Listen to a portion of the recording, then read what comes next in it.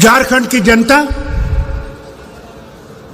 और स्टेज पे सारे नेतागण, आज सुबह को मैं कश्मीर से चला। कश्मीर में 12 डिग्री टेम्परेचर था और जब मैं यहां उतरा तो यहां पे 39 डिग्रीज था। मेरा तो पसीना ही हो गया। तो फिर हम बताइए मुझे, आप लोग, हम लोग कैसे एक हैं? क्या चीज है जो हमें एक रखती है? आपका तरीका जिंदगी का अलग, खाने का अलग, कल्चर अलग, बोली अलग। मैं कश्मीर से, पहाड़ियों से, जहां बर्फ हो रही है, बारिश पड़ रही है, इतनी सर्दी है, रात को के 7 डिग्री है, मैं बयान नहीं कर सकता। हमारा खाना अलग, हमारा तरीका अलग, बोली अलग। या तमिलनाडु लीजिए, आपका और उनका क्या जोड़ है? वो तमिल बोलते हैं, मलयालम बोलने वाले केरला में हैं, मराठी बोलने वाले महाराष्ट्र में हैं, बंगाली बोलने वाले बंगाल में हैं, भोजपुरी बोलने वाले आपके बिहार से साथ हैं। क्या जोड़ती है हमें? क्या चीज है जो हमें एक दूसरे के साथ चलाती है? सिर्फ ये उम्मीद कि अगर भारत को चलना है, भारत को बनना है, तो हम सब ने इकट्ठे रहना है, उसके बगैर भारत नहीं बनेगा। मैं मुसलमान हूं, मगर मैं चीनी मुसलमान नहीं हूं, मैं पाकिस्तानी मुसलमान नहीं हूं, मैं बांग्लादेशी मुसलमान नहीं हूं, मैं हिंदुस्तानी मुसलमान हूं, भारतीय मुसलमान। और ये है भारत की सबसे बड़ी चीज जो है। इतने धर्म हैं, इतने तरीके पूजा के हैं, यही तो भारत की खूबसूरती है। ये देखिए, फूल यहां लगे हुए हैं, कितने रंगों के हैं। यही खूबसूरती है भारत की। भारत रंगों से भरा हुआ है। इन रंगों को जोड़ने के लिए बाबा साहब अंबेडकर ने संविधान बनाया कि जहां सब बराबर हों, जो नीचे गिरे हुए उनको उठाना है, उनको भी शक्ति देनी है, तालीम देनी है, सेहत देनी है। ये नहीं, आज ये कहते हैं हम 80,000 करोड़ लोगों को अनाज देते हैं। क्या वो अपने घर से लाता है? क्या उसे घर में गोदाम है? ये यहां के लोगों का खून और पानी है, प्यास है, सारा कुछ है जिंदगी का।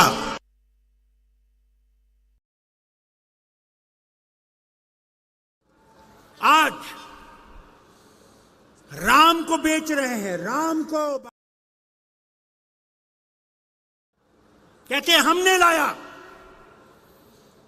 ये भगवान राम को जानते नहीं। भगवान राम हिंदुओं का राम नहीं है, ये बताइए, सुनिए मेरी से। भगवान राम विश्व का राम है, विश्व का राम, हर एक का राम है। मगर इन्होंने राम को अपना बना लिया, सिर्फ हमारा है।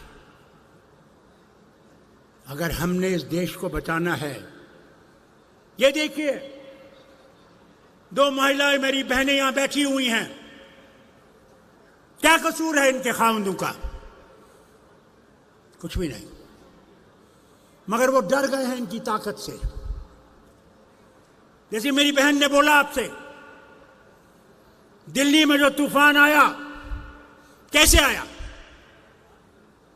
जब इन्होंने तालीम हर एक पास पहुंचाई,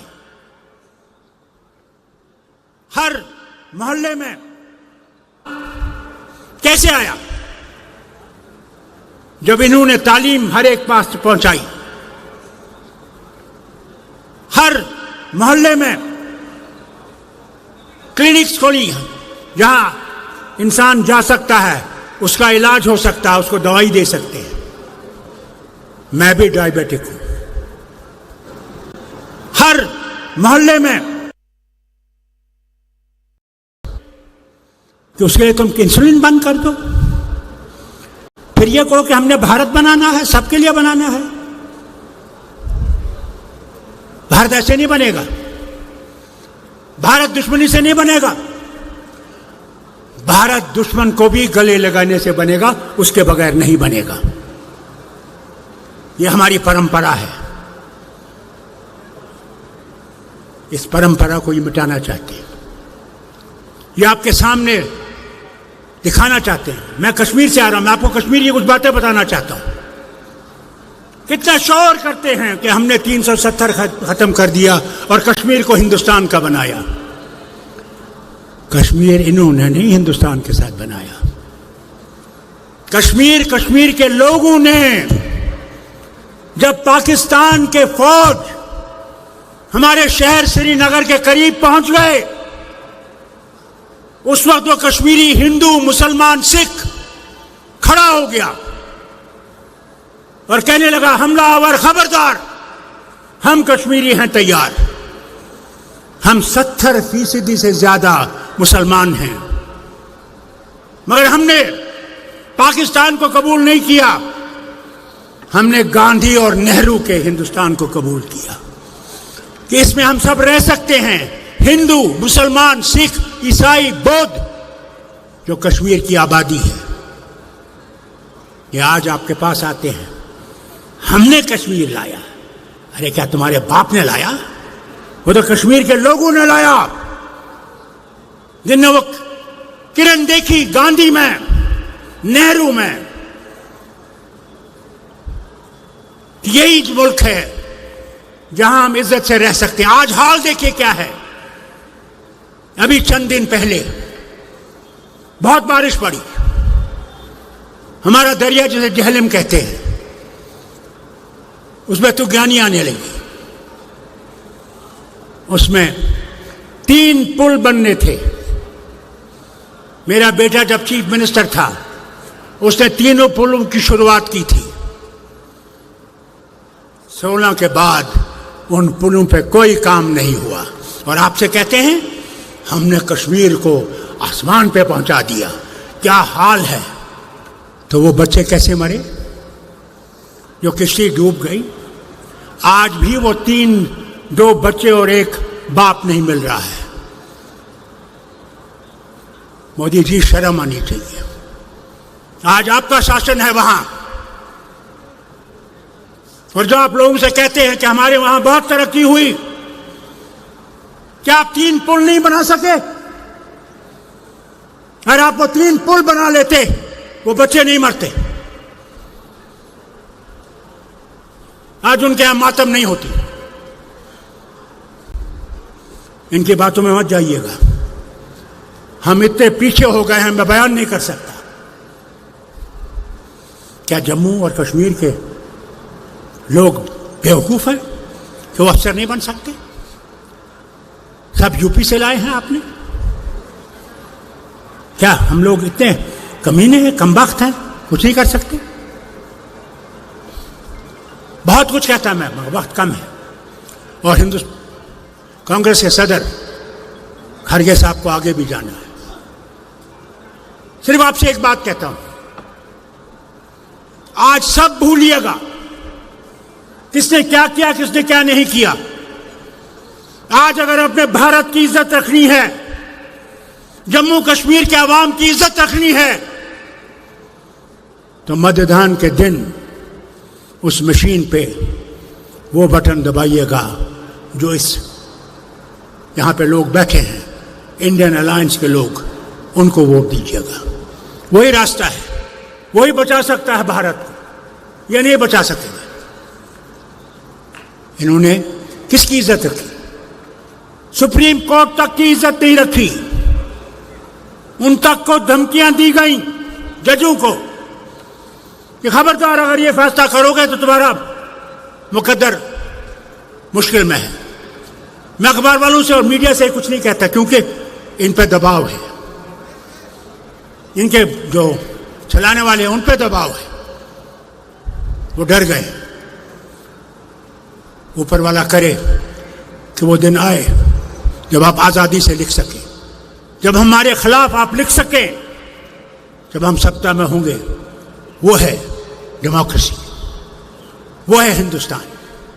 मैं जानता हूं जब इमरजेंसी थी, इंदिरा गांधी ने जिस दिन इमरजेंसी उठाई, जरा बाटवा वाले मुझे बताएं किसको गिरफ्तार किया इलेक्शन से पहले।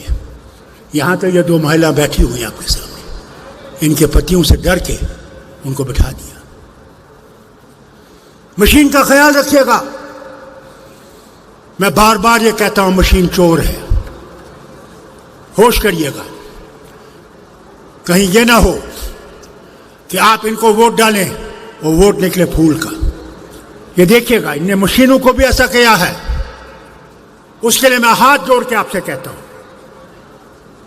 ऐसे एजेंट्स को रखिएगा जिसको अगर वो लाख रुपए भी दे वो अपना ईमान नहीं बेचे। वो लड़ाई है आज। मुझे उम्मीद है और उसी उम्मीद से कश्मीर से आया हूं कि आपको कहूं, आज आपका आखिरी फैसला है। क्या भारत आजाद रहेगा? क्या हम लोग आजादी से चल सकेंगे, आजादी से बोल सकेंगे, आजादी से खा सकेंगे? क्या खाना है, क्या पहनना है, या ये हुक्म करेंगे कि ये खाओ, ये पियो, ये लगाओ? उस भारत को बनाना है।